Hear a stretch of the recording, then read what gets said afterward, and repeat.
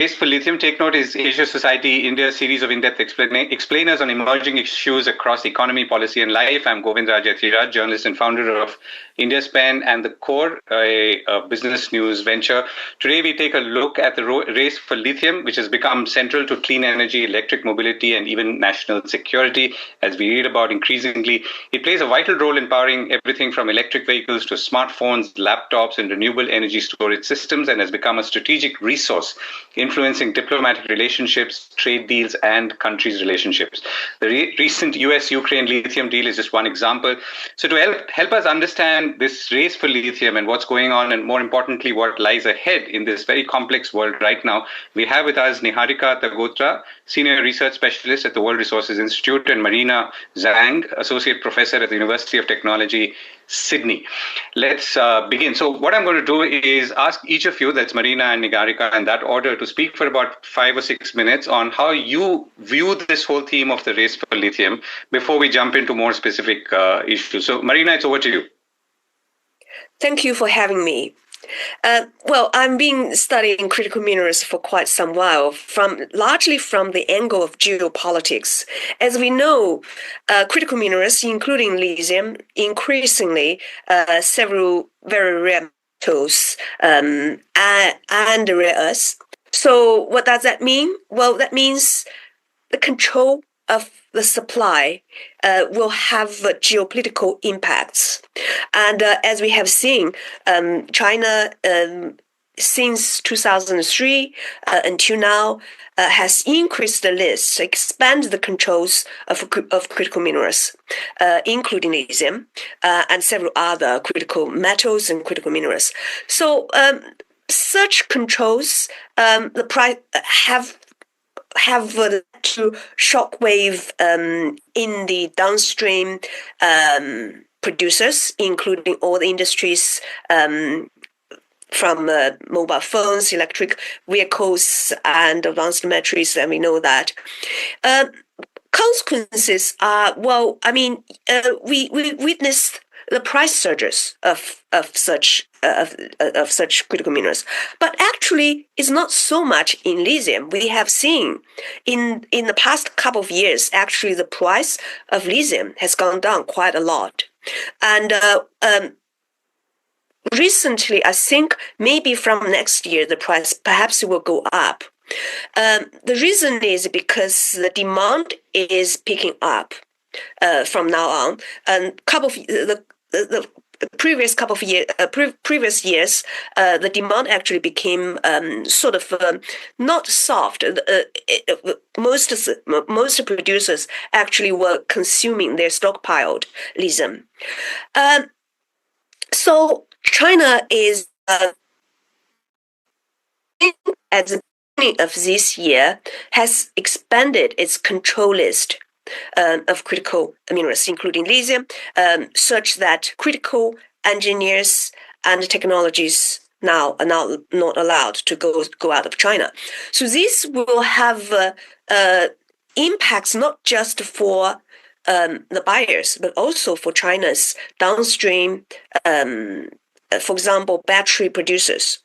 So if China doesn't allow its engineers and technologists to be exported to destinations where the battery manufacturers such as BYD and CATL, when China starts to control the exports of technologies, including top critical engineers in lithium refining and processing, the impact is not just on the potential buyers in other countries, but also on China's own battery manufacturers, because those countries to sort of go through the tariffs imposed by both the US and EU, and they're planning to diversify their manufacturing facilities in other countries. But obviously, this is making such business decisions much harder. So this is one thing I think that requires a bit of attention. The second one, I think, when we think about China being a dominant supplier of lithium. Actually, China controls largely the refining and processing of lithium. But China actually faces its own vulnerability in the supply chain, as China relies, as we know, imports of lithium from other countries, including Australia. In fact, Australia is perhaps the largest lithium producer in the world, and China has also relied on imports from Latin America. We know the lithium triangle in Latin America, and extracting lithium actually is energy intensive business. So countries in Latin America did actually sort of start to push back, and Australian has always, been the ally of the United States. Exporting lithium has been a sort of a politically sensitive business. So if all those countries stop exporting lithium, China will face its own bottlenecks in lithium production. But of course, China has its own reserves, just not as high quality as some imported ones. And another thing I think is we need to pay attention to is Chinese battery manufacturers. They have built its own suppliers from other countries. So they have been doing this for a long time, over a decade. So they do have their own reserves, but the critical point I want to make is lithium is not just a metal. It is the largest metal in the world. It is a geopolitically critical asset for countries, especially when we're sort of all countries are moving towards clean energy transition. So lithium is playing a very important role. Right. Okay. I'm going to come to Niharika in a second. If I can just pick up on a couple of points. One is when we talk about lithium, I guess people who don't know may use it interchangeably with other rare earths. So, for example, a lot of discussion around electric vehicles has been around magnets and neodymium. So, how are you allocating the priority or the importance of these minerals? Lithium versus, let's say, the magnets, because all the car manufacturers have been talking about that, or other rare earth minerals. A couple of years ago, lithium was on the top of the list, and I think most countries adopted this strategic stockpiling method. So it seems. Lithium is not that, is not on the first priority, I would say. And you can see this from the commodity market of the lithium price. So I think, if I may say, obviously magnets are on the list, and we know that. And that is being used as a weapon, I would say in the negotiations with the U.S. And we see Donald Trump use his social media and said, well, we got the deal. But do we got the deal? Well, I don't know. China can sort of tighten or relax the control quite easily for several reasons, not just because China is the dominant supplier. And by doing so, China doesn't really face any protests as other countries may face. So it's easier for China to sort of use such leverage, just in the name of national security, in the name of environmental protection. You can just name it. So I think magnets and several other critical metals, critical minerals, are perhaps more important, largely because they are more critical in defense use. So that's where China is targeting at the moment. Right, and you also said that lithium prices could go up later, but I'll come back to that. Niharika, it's over to you. Thanks, Govind. Thanks, Marina. I think from at my end, I primarily work on critical minerals, but from the point of view of energy transition and international trade. In fact, I've been looking at the international trading aspects of critical minerals quite closely. And, the perspective that I'd like to offer here is that when you look at the ecosystem around critical minerals, especially the global ecosystem around critical minerals, there are these two sort of blocks that emerge, which we call the core block and the periphery block. And right now, I think we are just heavily focused on the concerns of the core block, but nobody's talking about the peripheral countries. So nobody's talking about, say, Chile or Brazil or Argentina or all of these countries which are supplying lithium, or nobody's talking about countries in the Southeast Asia, which are huge suppliers of, say, metals like cobalt, nickel, and this is where the international trading regime is brought into the focus, where our research sort of reveals that the problem might just not be restricted to the fact that there is a monopoly of one particular country over the processing of these minerals, but it also might have to do with the fact that the international trading regime around these minerals is extremely complex. It's very convoluted. It's not transparent at all, and that is what as countries from the global north and the south need to come together to work on. We all know that the fact that all of these countries have announced their net zero targets.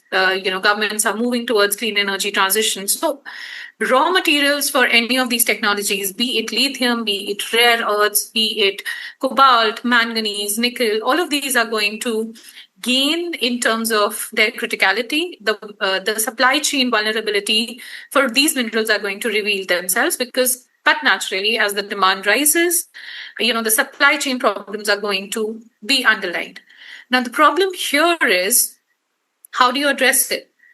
When we talk about China has been working on some of these aspects since the early 2000s. That is when I don't think any of the countries even thought about, how these minerals are going to gain in terms of their criticality.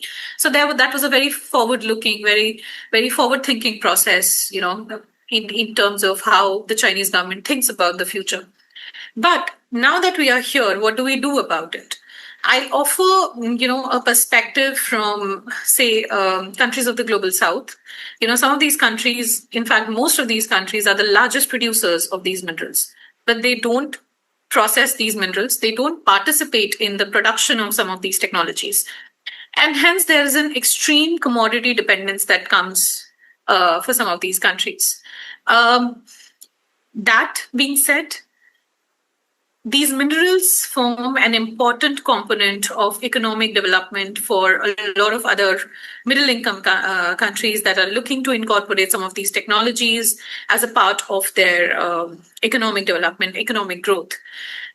And these countries also include a country like India, which is looking at, relying on critical minerals for its clean energy transition. We have announced a plethora of policies which are supporting domestic manufacturing of batteries, domestic manufacturing of solar cells, modules. But the large question remains, do we have the raw material for this? In recent news, we saw that there have been export restrictions that have been placed on rare earths, which is impacting, the manufacturing of some of these key technologies within India. So you have, the groups of manufacturers, industrialists going up to the government, telling them that the supply chain shortages are creating manufacturing shortages within the country. The solution perhaps lies in the fact that we need to sort of unpack how the international trading regime around critical minerals work. So do we have markets for critical minerals? The fundamental question is that. How does the trade around critical minerals happen? As of now, while these minerals are nationally owned, they are being mined, they are being processed, they are being converted into technologies by some of the private companies, largest private conglomerates from countries like China, US. They are in these countries mining these minerals and using them for domestic purposes. So 80% of these minerals are mined and processed through long-term contracts. Only 20% of these minerals are traded on spot markets. When only 20% are traded on spot markets, the amount of the level of transparency around their trade is nearly negligible. There is no, if a mineral is mined at say $8 per ton, but is sold at say $80 per ton. So there is a 10 times escalation in prices. Where is that escalation coming from? How much of that money is going to some of these, these countries that are the original producers of these minerals? So I think this is something which as a country, India needs to really bring its focus on to sort of try and understand, where do these supply chains originate? How are they transversing the entire, the entire globe, and where are these minerals then ending up, so that we can find areas where there is an opportunity for us. We have started the Kabil joint venture, but how much of it is actually focused on supply chain diversification? How much of it is actually focused on, bringing in price transparency, bringing in contract transparency? So all of those aspects are something that, as this middle income country that is looking at, incorporating these minerals for the production of some of these technologies, these are the aspects that I think we need to focus on. Right, thanks for that. So if I can just go back to one of the points you made earlier. So you talked about cobalt, manganese, and nickel. So, and are you saying that when we think about the rare earth supply challenge, we should be thinking about all of these minerals together and not just, for example, lithium or magnets or magnet-linked rare earths that I was alluding to earlier?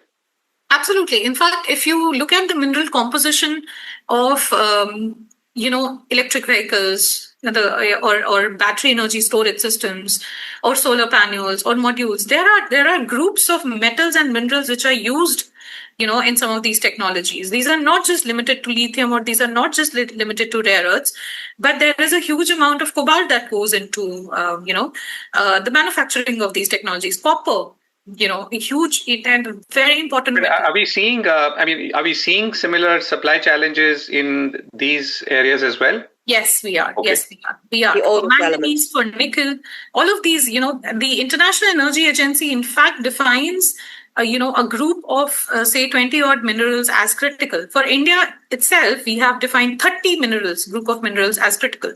Right. So let me supplement that question. What I mean is there a supply challenge in the geopolitical context that we are talking about in the last few months? There is.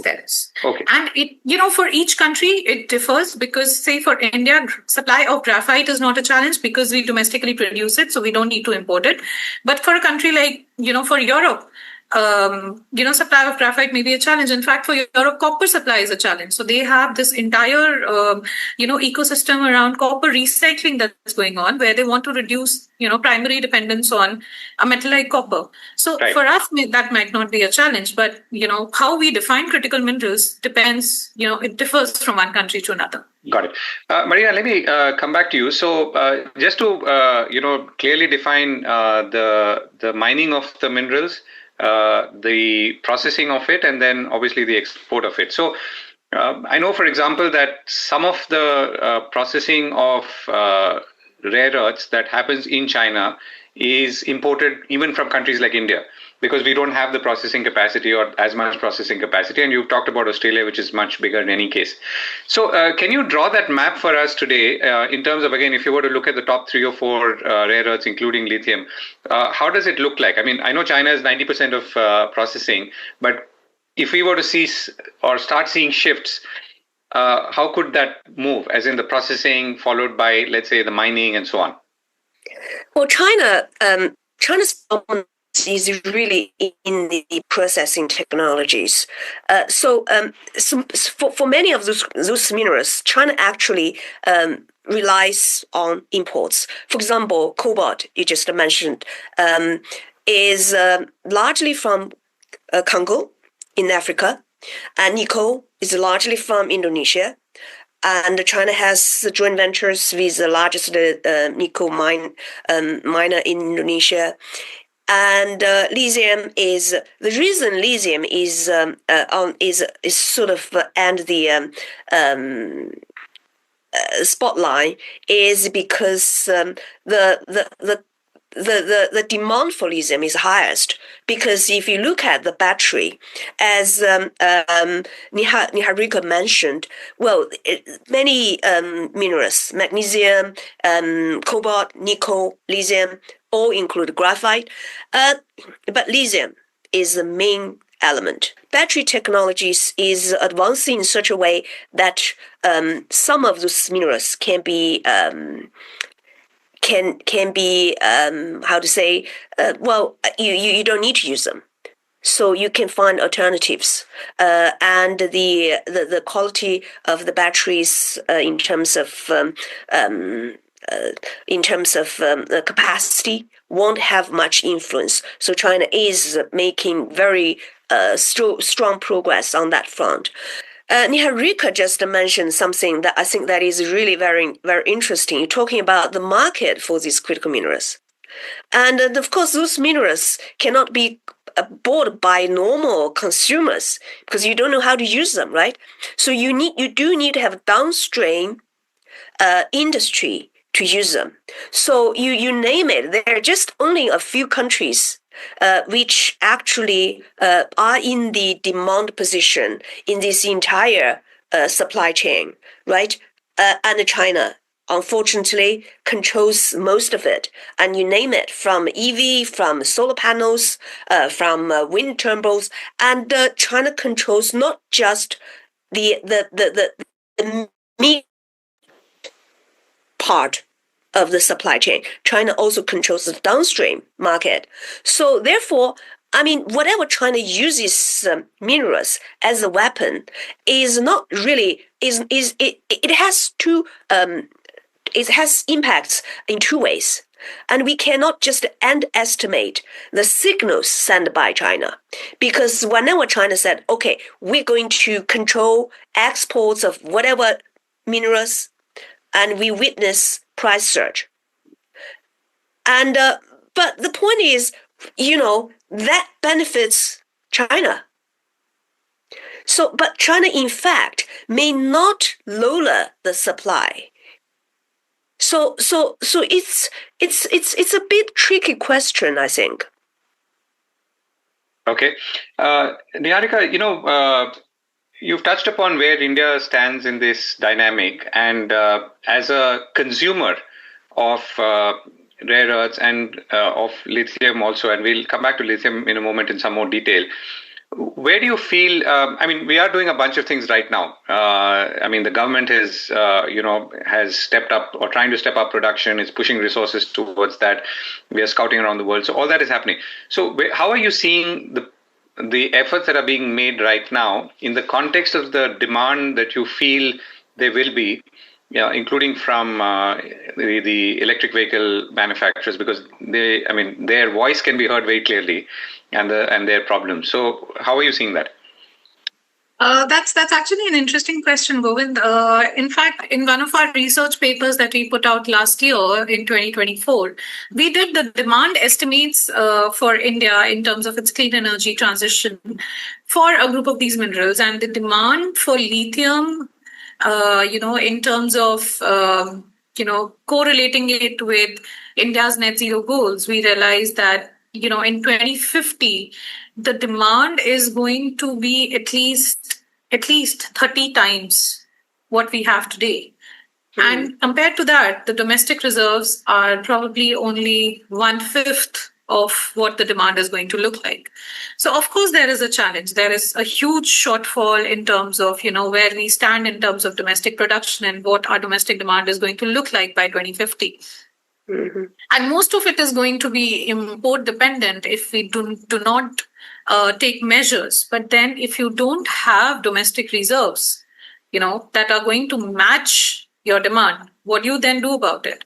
I think for the government of India, you would have read a lot of, these statements being put out by the ministry about both MNRE and mines, about how we are, going to sort of fulfill a part of this demand by doing a lot of urban mining. Now, what is urban mining? That is recovery, reuse, and recycling. So a lot of our current clean energy technologies are going to become obsolete in the next few years. Now, that presents to us a challenge in terms of the waste that is going to be generated, but also an opportunity in terms of how then we recover some of these minerals from the waste that we are going to generate. So once these technologies become obsolete, how do we put in ecosystems or technologies or machineries which can recover about 90% of our mineral requirements from the waste that is generated? So the idea is that we are going to create a circular economy for a lot of these technologies so that at least some portion of our demand for these technologies can come from, the urban mining of these minerals. So that is part one. Part two is, yes, we are looking at supply chain diversification, and trying to address all of those geopolitical dilemmas that we face. But one can never be sure about these things, there's a statement that says lithium is the new oil. But then we've had our challenges with oil, right? We don't want to be in a situation where even our own import dependence seems like that of crude oil or petroleum, like we had for most part of the last few decades. So the idea is reducing dependency on primary commodities. The third aspect is now looking at some of the alternative form of technologies. So there is a lot of focus on development of hydrogen, electrolyzers. There's a lot of focus on development of some other form of, say, sodium-ion batteries. So the idea is that, because these minerals are finite, there's finitude of resources. How do we address this situation? This situation can be addressed A, by recycling, or B, by looking at some of these alternatives. Right. I mean, I think oil is a good parallel to work with because we import more than 80% of our crude oil requirements. Yeah. And we've seen in the last few years how our dependency has changed. I mean, we've gone and, let's say, tied up with Russia to import most of, or not most, but a good part of our oil requirements. Other people don't like that, but we've had no choice. And that has obviously helped keep domestic fuel prices low. But Marina talked about, China having partnerships in Africa, in Congo, in other countries. And these are, many of them, I mean, they may be state-led, but they're also private sector partnerships for mining. And India has done and in similar has embarked on similar moves in oil. We've had partnerships with oil companies overseas for specific drilling areas and so on. So how are you seeing that part of the equation, Niharika? I mean, in terms of how India can protect itself once you start looking beyond, let's say, the recycling and so on? In fact, I was a part of the Ministry of External Affairs when we proposed the Kabul joint venture in collaboration with the Ministry of Mines. And the idea behind that was, this has to be more strategic. This has to be, done with the thinking that in the next 20, 30 years, our dependence is going to increase rapidly. And then what do we do about it? So we have to have these agreements in place. So if we've done that, so if we have some of these in place, and I'm sure more are on the way, so are we in a better position now as you look ahead, or is there lots of work still to be done? See, we need to understand one thing about, mining of these minerals. It's not a 5-year or a 6-year process. These mines they take years to operationalize. They take years for some of these minerals to mine, to be processed, to be, to be taken forward to the market. So like I said, our strategy is multi-pronged. Probably, there's a part of the strategy which is looking at, forging these government-led, joint ventures and having these supply-side agreements in place. But that is just one part of it. The second part of it is then, domestically, how we ramp up production. So we are looking at, in fact, in my own home state, there was this news that in Riyasi, lithium reserves have been found. And efforts are being made to understand how commercially extractable they are. Do we have interest from the private sector? Are they interested in mining these minerals? And also because it's a geologically a very, very fragile area. So how do we address that? So, that's another part. The third part is then recovery, recycling from the current technologies. And then, of course, looking for more innovation and more alternative forms of fuel. Yeah, but you're still saying that the gap between what we will achieve with all of this and our demand and perceived demand in, let's say, 10 years' time is still huge. It is, if we continue with the current choice of technologies. Right. Okay. So one of your three options is to shift technologies, and of course, exactly. So tomorrow, if you actually shift your entire vehicle or your transport ecosystem from electric vehicles to, say, hydrogen fuel, then your demand for EV batteries actually, becomes very, very less than what we anticipate today. So, it'll take that sort of shift in terms of technology choice for India to become more resilient to some of these. Right. So we shouldn't go from oil dependency to lithium dependency, and therefore we should be having. Okay, Marina, let me come back to you and come back to lithium specifically. So tell us a little more about how the demand supply situation looks like right now, because it did sound like you said there seems to be a surplus, which is why prices are down and things could change. Since since lithium became geopolitical center attention, or the center of geopolitical tensions a couple of years ago, and many of those battery companies, they started stockpiling lithium, and the price went up. But in the past couple of years, many of those the companies, they start to just consume those stockpiled lithium, so the price has gone down. But as you know, China is still selling a lot of EVs, and now I think the new statistic is more than 40% of the new cars are EVs.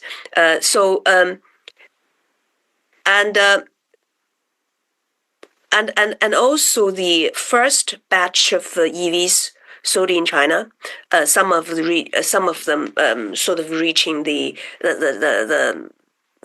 time of getting the batteries replaced or recycled or whatever. So the demand, it seems, is picking up after they finished the stockpiled lithium. So that's one of the reasons. So I was actually in Sydney. There was a new Chinese EV called Jike. They opened the third showroom in Sydney. It was really impressive. I agree with Niharika just said. Chinese government actually had this long-term vision, a long-term strategy more than 10 years ago. It's about at the beginning of this century. Exactly for the reason that China concerned its reliance on imported oil was over 2/3 of its oil production or oil consumption. So they considered that was beyond the sort of safety threshold. So the government started to develop EV, and of course lithium batteries exactly at that time for that reason. If you look at, I like the idea you mentioned, ecosystem. If you look at the case in China, and then of course around 2010, China started to produce its own smartphones, and China started to produce a lot of lithium-ion batteries for mobile phones. And BYD was a battery manufacturer for mobile phones. So the same technology just sort of transferred to batteries for EVs. So this industry development was not really, you cannot have miracle like that overnight. It takes a long time and takes a lot of coordination from the central government to local governments across different industry sectors. So if without such geopolitical tensions, what China has developed could be a technology that could be transferred overseas, just like what China imported technologies from Germany, from Japan, from the US for its own internal combustion vehicles. China didn't have its own technology. But when the table turned around this time, and Chinese technologies are considered, a national security threat. And China, on the other hand, thought, okay, we don't want to even export our technologies. You see, it's really, in the end, as I said at the beginning, lithiums, doesn't matter it's lithium, cobalt, nickel, magnesium, they used to be just, items on the commodity markets. Now, they're not. They're supply, demand, everything is determined by geopolitical dynamics. So this is really pretty bad. I mean, those critical minerals, of course, they have very strong use in enhancing a nation's military strength. But also, first of all, I mean, when we decided to develop lithium batteries, the purpose was for finding alternative energy. And the purpose should be used for clean energy transition because we are facing this climate challenge. But unfortunately, things are changed. But Marina, you did say that, of course, we are in things are heated right now.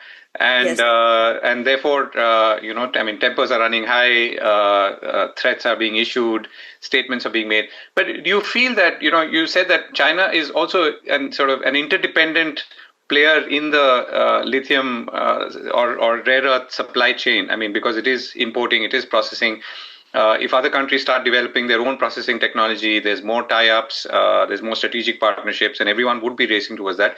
China will lose some of its edge in this space. So are you hopeful as you look maybe 6 months ahead or a year ahead that things could even out a little bit, and that'll also make, let's say, the availability of lithium more easier and things could be more calmer? If I look at from the geopolitical perspective and I look at what the weapons or leverage US has against China, obviously that's chips and semiconductor chip making tools and technology. And what China against US in terms of leverage, obviously is critical mineral processing technologies. But the difference between the two is, from physical perspective, physical principle, we know how to make chips. We know even how to make chip making tools, equipment. But to catch up requires time, requires trial error experiments, is process innovation.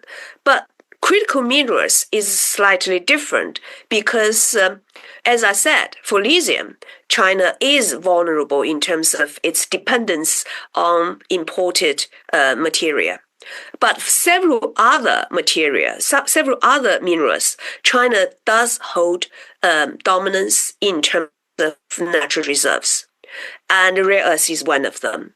So that's why I said lithium is perhaps not on the first priority or the top list, but certainly rare earth is, because you just look around unless there are new reserves being found, and most of those heavy rare earth elements are in China. And of course, China also holds the processing technologies. So this makes China slightly sort of in a better position in negotiations with the US. I'm not that optimistic. I don't think even with this mineral security partnership initiated by US that include many countries, including Australia. I don't know whether it includes India, but most industrialized countries. It will take them more time to develop a supply chain that can compete with China's, not just in terms of technology, but also in terms of value. I mean, in the end, who's going to buy them? It's depending on the cost, right? And if you're new and if you're using the labor in Australia, I mean, your product will cost maybe 2 or 3 times more than what you can get from China. And at that point, when the Western supply chain reaching the point where they can mass produce lithium products, China can lower the price. And it relaxes the control. So that will totally disrupt the market again. So this is just the reality. Right. Niharika, so I think we have a sense, and it's interesting, that Marina also referred to the fact that, companies which were essentially mobile phone companies or had competence in batteries are now car makers. Xiaomi is the latest example of a mobile phone company which has launched a car which is selling like hotcakes. So I mean, obviously, we've not had that time or opportunity to develop that ecosystem, whether it's a mobile phone. And who would have thought, today, if India's auto industry is responding to electric, it's really traditional automakers who are responding, whether it's Mahindras or Tatas, and competing with, let's say, Japanese, South Koreans, and you have BYD in India as well. So how do you see this, so one is things come down and geopolitically, the temperature kind of goes down and, we are back to where we were. I don't know, is there an alternate situation that we should be thinking of and contemplating, and if so, how? And that would be one of my, I guess, last questions. No, I think the India-China relationship has not been like the US-China relationship, to be honest, because the US-China relationship is great power competition. We don't do great power competition with China. We share a long border, we've had our share of conflicts, but we've always sort of found areas where, we could develop some sort of a bonhomie, where we could develop some sort of a collaboration. We've seen, we do see China as a threat, there is absolutely no denying that point. But we also sort of Indian policymakers also realize that, there is no existing without China.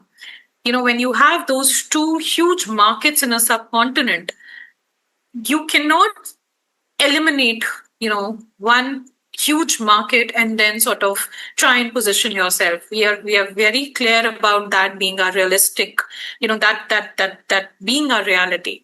And I think that is how the Indian policy around China has always been. Say, be it strategically, be it economically, we've always found areas of collaboration. And I think even, how US interests change every time the government changes there, we are well aware of how we cannot depend on, one country or one great power, to sort of hedge ourselves against the other. So that is how realistically we operate with respect to China. So even if things do calm down, like you're saying, that, even if, this whole trade war situation sort of calms down, even in the midst of all of this, I'm sure the Indian policymakers are looking for areas where we can sort of reach out directly to the Chinese suppliers and, sort of form those B2B collaborations or those joint ventures.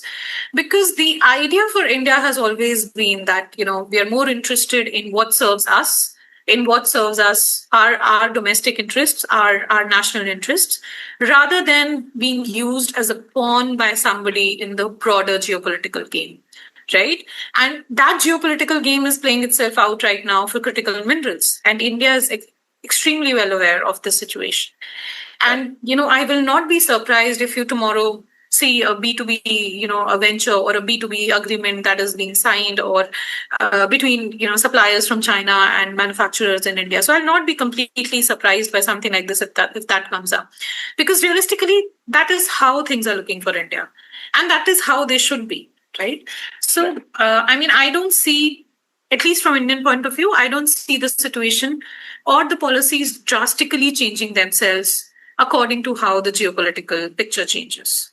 So, we are going to be more we are going to be more calibrated. We are going to be more one step at a time. Right. And you said, the concurrent efforts are ongoing in any case. So let's round off by looking at, Marina, you referred to it, that this whole thing becomes important in the context of green energy transition. And that is something which is a common goal for all countries. Selling cars is one part of it, or a subset of it, but the larger thing is green energy transition. So any last thoughts on how we should be looking at this whole challenge of lithium and the race for lithium, as we started by talking about it, in the context of green energy transition, and what should we be maybe doing differently or looking at differently as we look ahead? Well, I wrote an article with a colleague last year, and we're arguing that, for each individual country, let's say in Asia Pacific, if for them to form a partnership with China, and they feel that relationship is not sustainable because of the disparity in power between China and an Asian country, including India, for many reasons.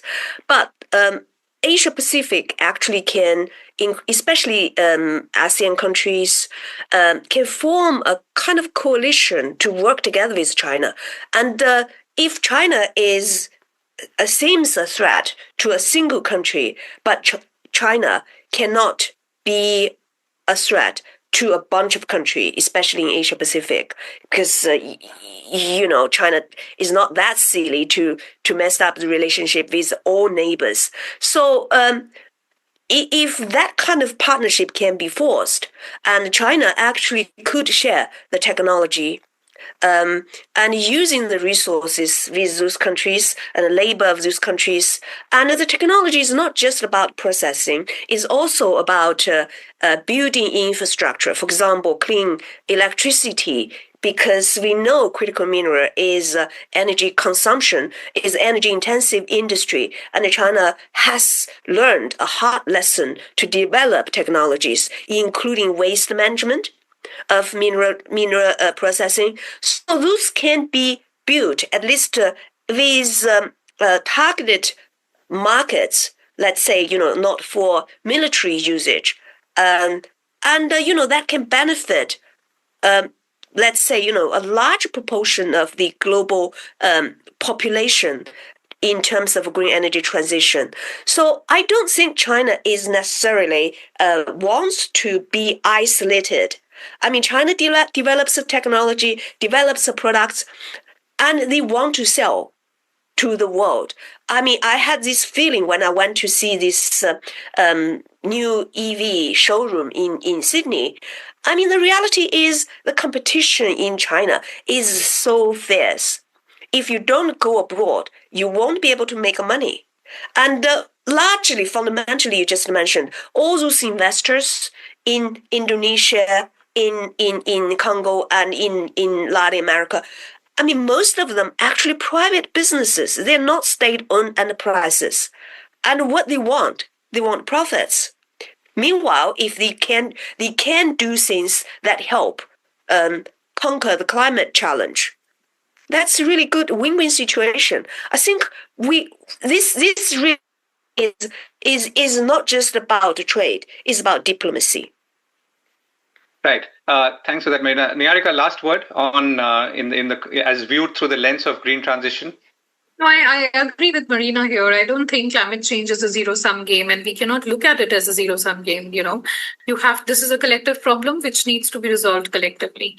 I think the downside to whatever is happening is that we've securitized climate change, we've securitized clean energy technologies, we've securitized green transition, but that's not going to solve your problem. That's only going to aggravate your problem, right?